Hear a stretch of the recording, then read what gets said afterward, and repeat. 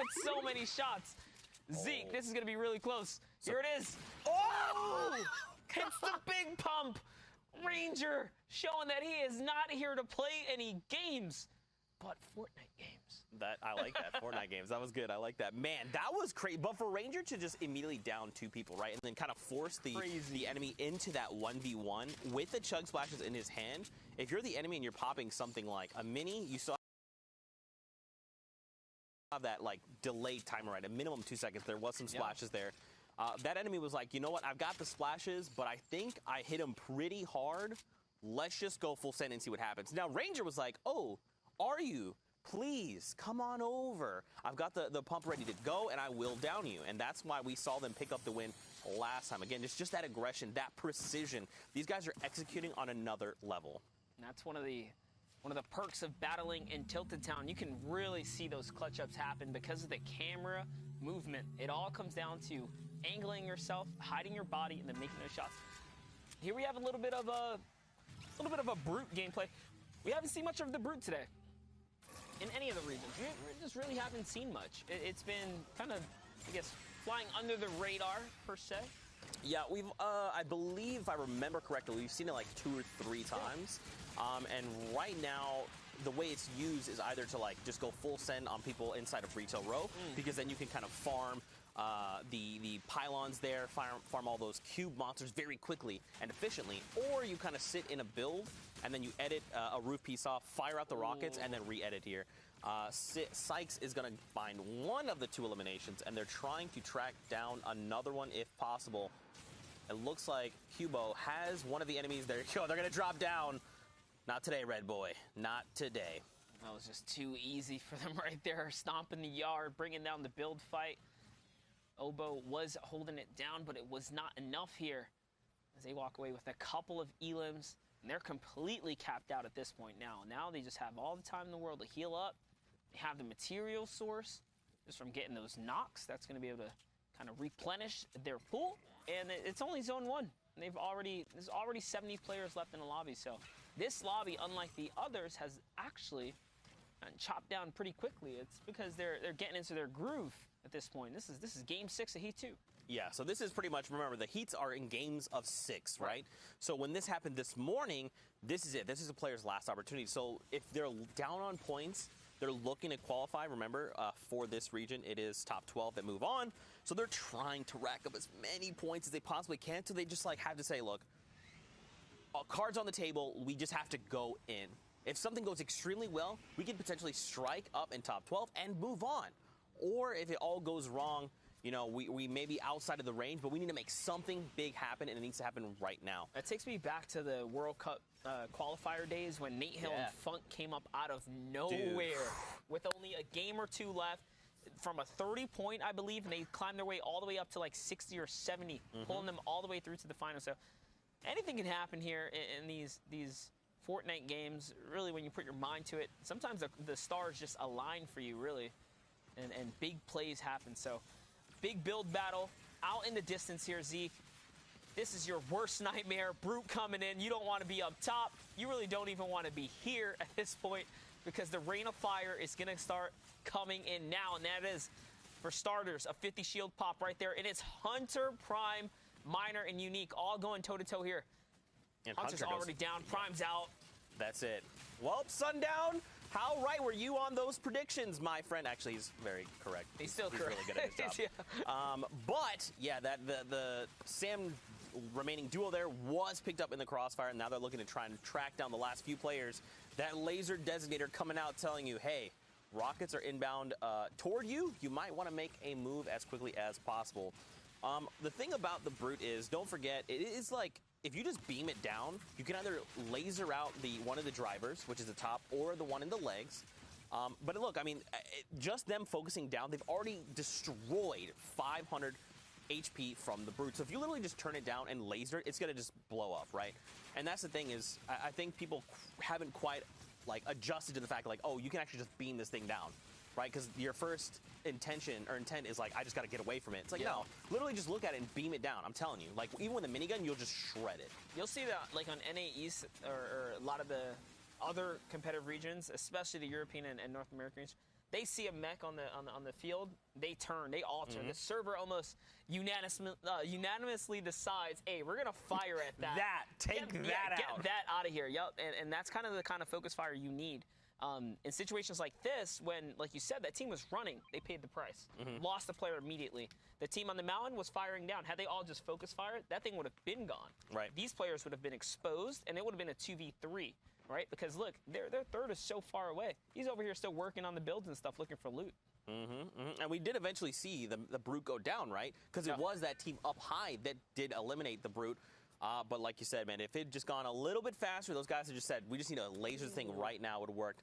Now look at this, though. This trio, the little trio, they're trying to get their way up right now. iXon is trying to go little for Fly, high. little Daddy, little Exxon. There you go. You gotta love it.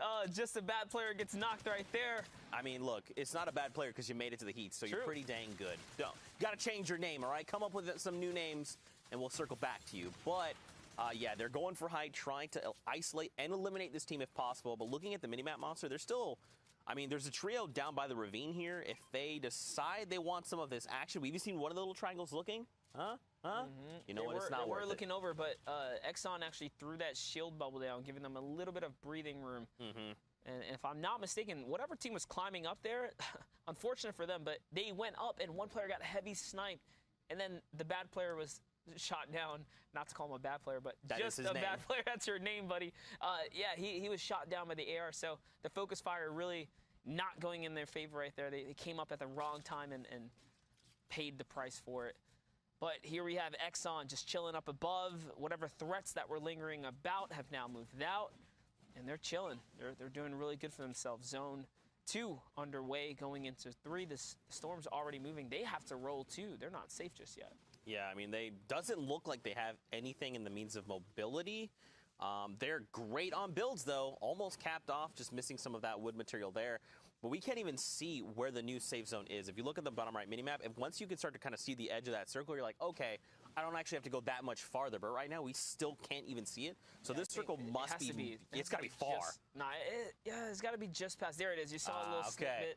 So it's there. It's not too far. I think Exxon will probably eat a little bit of the zone pressure here. Yeah. For kind of biding time, getting materials. But it's more important to have those materials anyways. You kind of need them.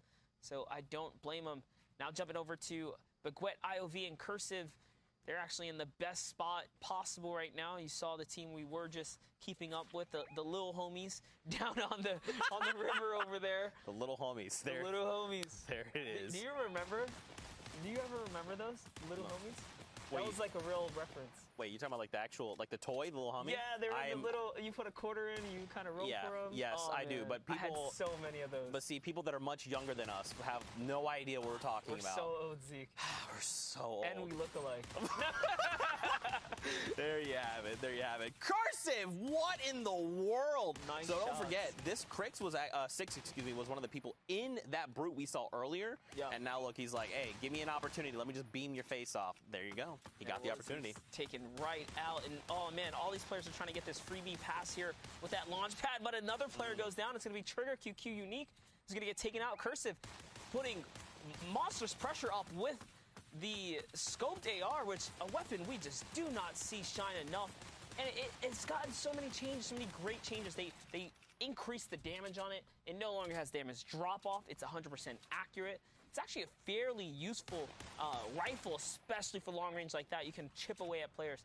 You see the marking coming out perfectly as well, just letting his teammates know, hey, I hurt that guy. This guy's shot right here.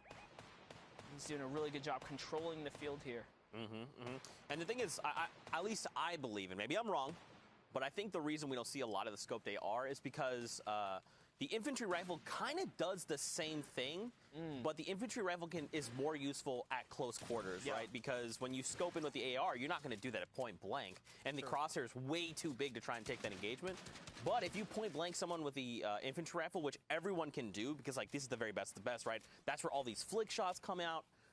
They're going to hit you for 80 plus damage right to your face, right? So I think that's probably why he has that scoped AR. If he probably could find an infantry rifle, he might opt to swap it out. And maybe this player loves the scoped AR because I think it's a great weapon.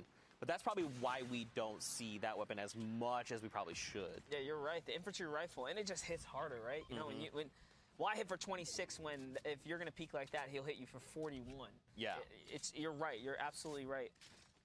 Like, yeah, you don't get the zoomed in scope, but I mean, if I just put this crosshair over that pixel and I get that damage number, which they do. They do. They don't miss. That's why they are here. That's why they've made it to these heats, and they're looking to make it into grand finals. I mean, this is the very best of the best, man. We're chiseling it down right here, but nice heavy snipe attempt right there. He's not going to quite connect. Now here comes a rotation. You can get this. You can get he's this. waiting. Focus. The strafe. You stand still. You eat the bullet. It's Cursive who goes down. Little X on here. Lands a monster shot. He's now trying to knock him off that ground right there. See if he can force that player down to convert on the elimination here, Zeke. That's crazy. On Cursive of all people, like, we just left him beaming players left and right. Like, you cannot stand still. You just cannot. We call that gargoyling. You cannot sit there like a gargoyle and stand still, because these heavy snipes will come out. They will drop you every single time. And that's what our little homies just did. I tried not to laugh. I really did. Oh, gosh. Anyway, that's what Exxon did. He was like, you waited. And you saw the patience, right? Because he could have taken a shot at any moment, but he said, look, this guy's going to stand still. Cursive will make the mistake. I'm just going to wait. And sure enough, it happened. That's right, and man, they managed to pull that revive off, which you really only see in trios, right? Even though they tried to full send, just one person playing defense is just good enough to kind of hold out and get those saves off. So lucky for them, Cursive is going to be able to pop his minis there. You saw him; he's still in the running here. But we have a battle now on the Storm line back here. EG's under fire right now. They're still 3-1 in this situation. It's one tap, boom, who gets hit with a big shot right there, puts him right down. And another one, a follow-up to Dev there. That was okay, Tormund. Those flick shots were out of this world. Wait a second, was that did he no-scope him in the face? Like, what just happened right there? Dude, honestly, I blinked and I missed it. That's how good ME is. But, dude, look at this loadout right now. So this is what we kind of talked about, right? So similar loadout to what we saw from Cursive. The difference is he is rocking the legendary infantry rifle instead of that scoped AR. So, you know, your loadout's very much going to dictate what you can and can't do. And right now, Tormund has a lot. Okay, I was about to be like, bro, did you just like body shot that? That looked like that would have been so dope. Close. Very close, though. Very, very close indeed. So they're facing up a tough rotation here. They have a long way to go. There's a team perched up on the high ground, team to the left, team based up in front of them, one down in the ditch below them. This is a struggle of a rotation. I mean, they do have shockwaves, and look, they're looking at the extra mass. They're looking at the extra trap in the zone like, hey, buddy, is it worth it? Like, we kind of need this. Okay, lucky for them, they do have a launch pad. They're going for that immediate launch pad play. Have to hug the mountain right here. There it is. They're going to go in and block that line of sight just a little bit, and lucky for them, they do not get the focus of the server as they make it across the river here now. But look on the little hill there that was on their left. Obito, Nightmare, and their third partner is here. They are here ready to potentially take another win if possible. Now, these guys are already sitting on 4 eliminations, which, by the way, 4 eliminations halfway through your game in a server like this speaks volumes in itself. Like, it's either one of two things, right? They had that early drop, they contested a team, and they eliminated them, or what we saw is they said, you know what, it's almost late game, we're moving it in there, let's try and make a pick. They do have the double heavy snipe and the rocket launcher monster. They can make some plays. That's right. With the heavy sniper, with their RPG, it actually looks like they're poised up for one right now. There goes the heavy snipe to open up a box right there. They find a brute. In comes the shots. They just want to expose that brute, get as much damage in it as possible. And it's a 121 on that's going to connect with two different players right there. That's huge. That team is going to be in a world of hurting. In comes the RPG. Heavy snipe play right there. Cracks it right open. LX KBR goes down. In comes another rocket, and they just wipe that entire team up. But see, that's the difference, right? Earlier on in the match, we saw the Brute kind of terrorizing a few different trios. But this is exactly what you want to do.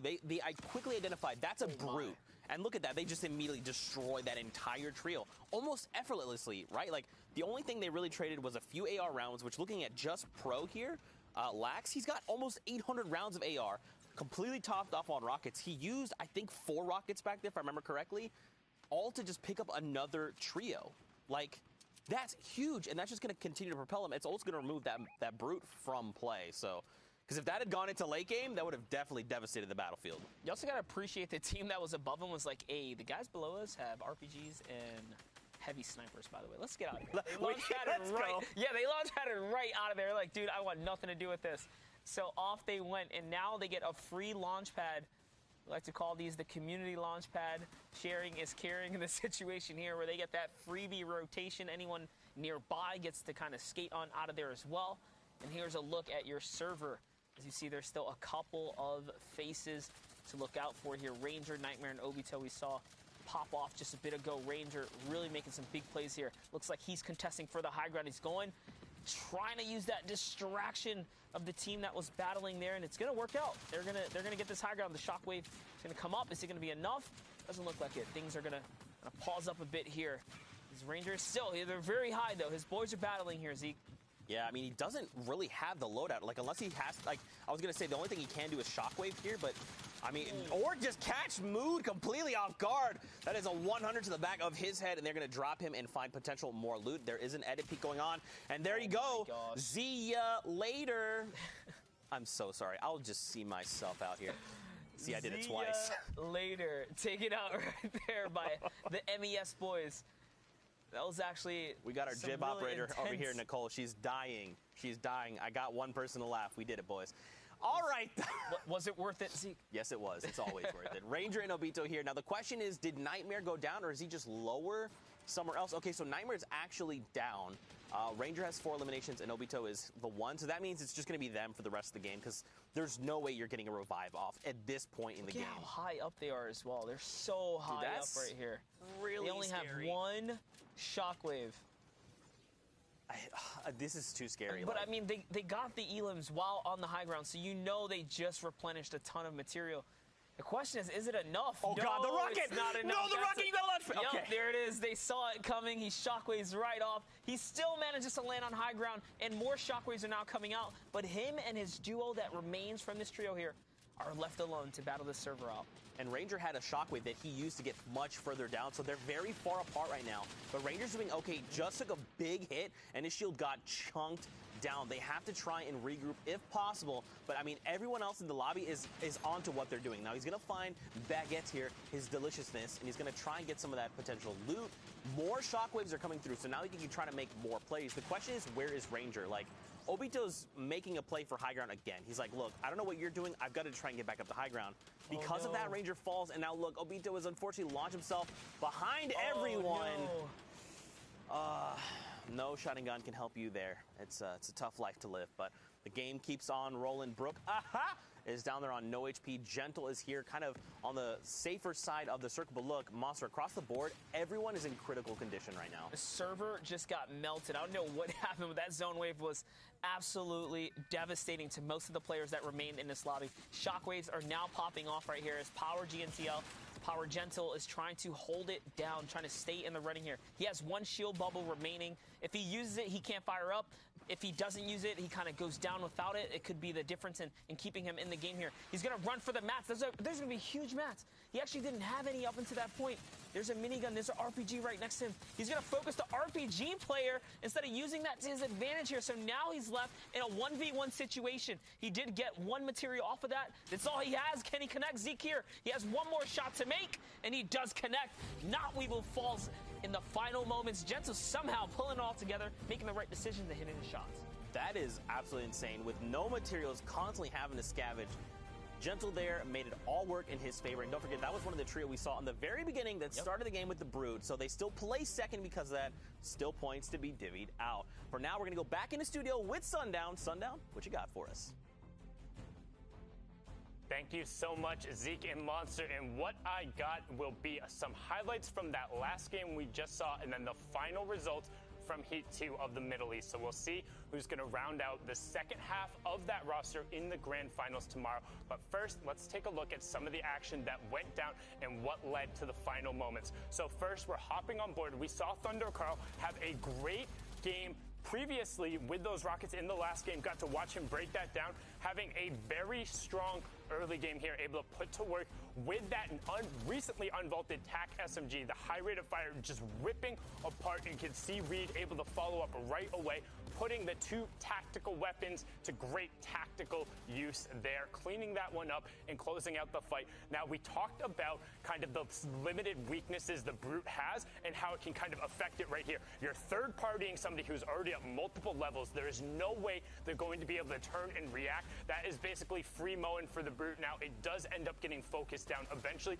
but not before they're able to pick up a massive advantage from just showing up to the fight at the right time. Now, we're going to rotate over again, because notice, we're just inside the placement threshold here, and Gentle is all by his lonesome, and this is what we talked about in the Middle East, how the gameplay tends to break down towards the end. People lose a little bit more of their teamwork compared to the other regions, and that's what allows Gentle to just out-survive the rest of the lobby, picking up a number of clutch elims at the end, which ends up pushing him up a difference of 9+ points there from the placements and the eliminations he was able to get, those final moments being enough to push them up into the grand final territory. Let's take a look at the standings, and I mean, you can see them right up there on the board as well. Just a great performance coming out, the results coming on here, and like, again, my pick right there, Prime, Aflame, and Hunter, but also shout out to Obito, Nightmare, and Ranger for their great performance, the trio playing out of India.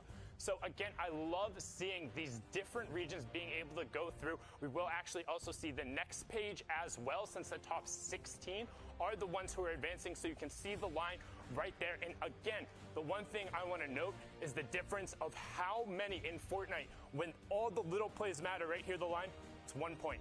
That's one elimination. That's getting one other revive. That's finishing one other knock, but able to push through one-shot Soriana and Power RV. So honestly, the field is now set. Both of the trios who we predicted will be competing in the grand final tomorrow, and I'm excited because we'll get an opportunity to see some of those matches and crown our first ever Season X champion. So it's going to be great. We've seen a lot of Middle East so far. That's it for the games from them. We're going to throw it to a quick 5-minute break while we get ourselves situated, use the bathroom, do anything, go walk your dog real quick, get some water, get some food in you, because we're going to do the same, and then we'll be back with more Fortnite action.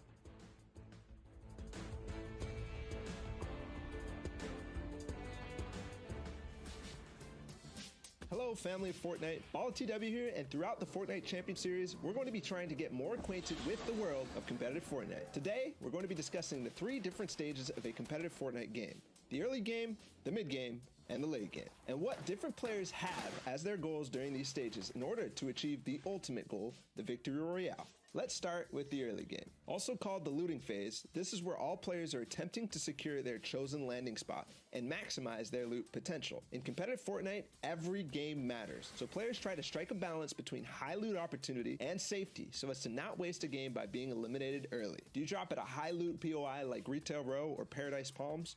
Or land at a safer POI on the edge of the map, where less players drop because of less loot? Regardless, the goal is common. Whether you take a passive approach by looting safely on the side of the map, or an aggressive and risky approach by letting others loot for you and finding early eliminations.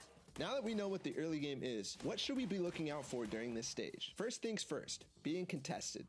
The first realization players make when landing is whether you're being contested or not, to prepare for the upcoming possible fight. Trios want to try to force your opponent into the more disadvantageous position cut off from loot potential. Either they have to make a desperation push, or they're stuck with less loot where you can easily clean up. That's just the beginning, as even though it starts off high intensity with all the different POIs being contested, it quickly slows down as the rotations begin towards first zone. Looting doesn't end here, and most competitive players will have a loot path which optimizes their possibility for finding the crucial mobility and weapon upgrades. Thanks to the new battle map feature in the replay mode, we can study these loot paths and rotations quite easily these days. So go check that out in any replay from the Fortnite Champion Series by going into the Compete tab and finding your favorite player. It will vary from game to game, but generally, we move into the mid game around the middle to end of second zone. The mid game is the calm before the storm. Before the storm circle gets too small where it forces the engagements. Most players' goals aren't positional, but in some cases, depending on how the early game went, you again have to strike a balance, this time between looting and farming, or going for the best position. Looting could include playing extremely aggressive to earn yourself other players' loot. In trios, it's much harder to play that aggressive playstyle, since fights take longer and cost more. You want to be efficient with any rotations or fights you have to take. You don't want to spend your precious mobility, valuable resources, or health. This is why you'll see a lot of the top players look directly for center zone in the mid-game. When you're in the center zone, you end up giving yourself the most chance of being in the next storm circle when it gets revealed. You'll then have to go less distance and thus spend less materials. Finally, the endgame, the most exciting, hectic, thrilling, and difficult part of competitive Fortnite. Experiencing an endgame can be confusing and hard to process, but it will also be one of the most rewarding and fun times to play and watch. This is when you take all the advantages you built in the early game and the mid game and use them to push yourself to a victory royale, and also find as many eliminations as possible. In the current Fortnite Champion Series format, every elimination matters, just like it did in the World Cup. From 6th zone onwards, where the calm from the mid-game explodes into a cacophony of tunneling, mobility usage, and shots being fired, you'll see teams go for the ever-so advantageous high ground, where they can tunnel very cheaply and have the most opportunity on the rest of the server for elimination, as they have the top-down view. You'll also see teams call out the need to find a good layer, which is away from other players, both above, below, and horizontally from you. You'll see teams desperate for the extra materials to last them through to the full zone closure, going for impact eliminations, where they can top off on resources and power weaponry of their fallen opponents. So, whether you're watching or you're joining us on the field, take stock in the stage of the game. The early game, when you're trying to get the best possible loot while it's still available. The mid game, where you're balancing positioning while maintaining what you built during the early game.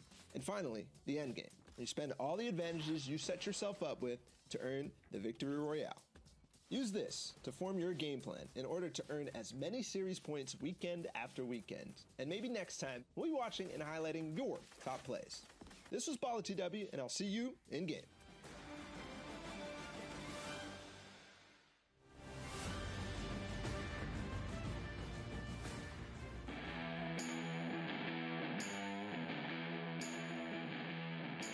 What's up, everyone? Sundown here to bring you the latest installment of Plays of the Week.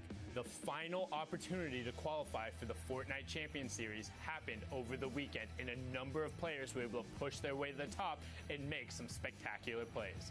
Let's dive in and see who popped off.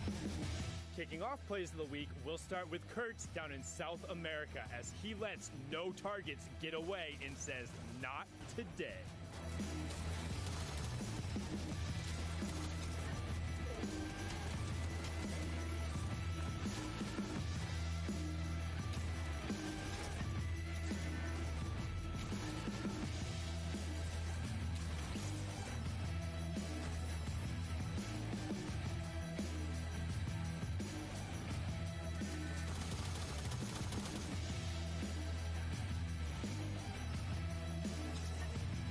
Staying down in South America, we're on board here with Nothing No Name as he's able to pull off the hot feet flank and get the positional advantage to pick up a number of elims.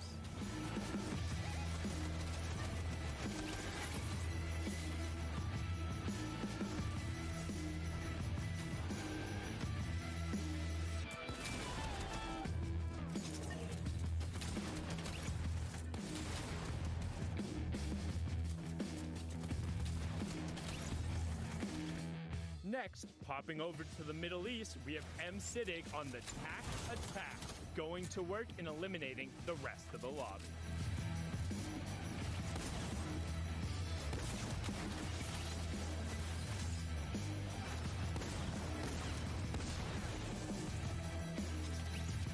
Now, normally we say jumping on over, but this time we mean it quite literally, as 72 hours does the leapfrog to pick up an insane elimination.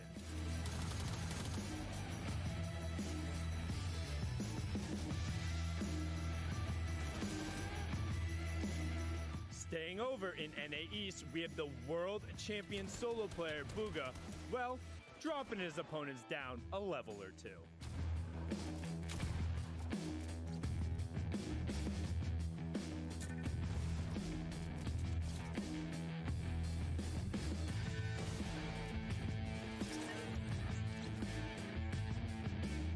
Now, over to Europe as we watch Fnatic Provoked get himself out of a tight situation and be the lone survivor to run the rest of the lobby.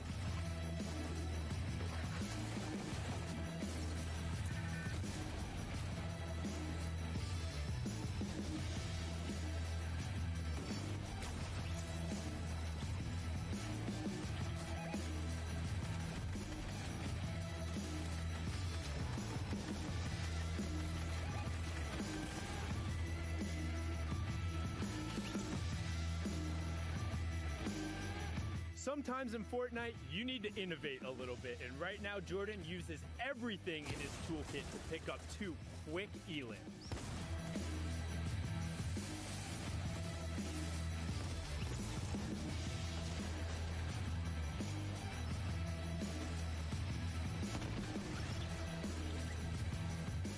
And finally, over in NA West, is it a bird? Is it a plane? No, it's Rex getting his high ground shot out and going for a last-ditch effort to get everything he can.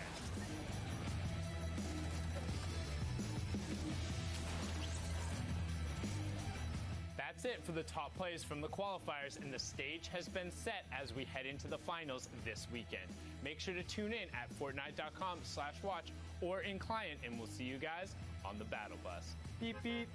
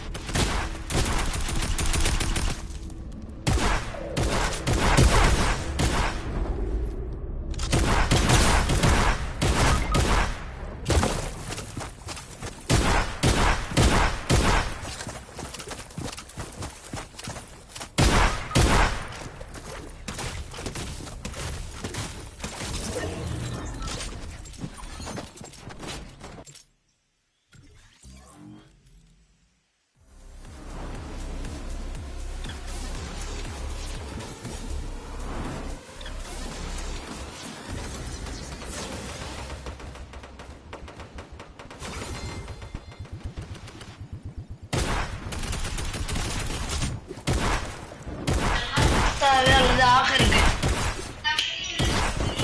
اخر جيم.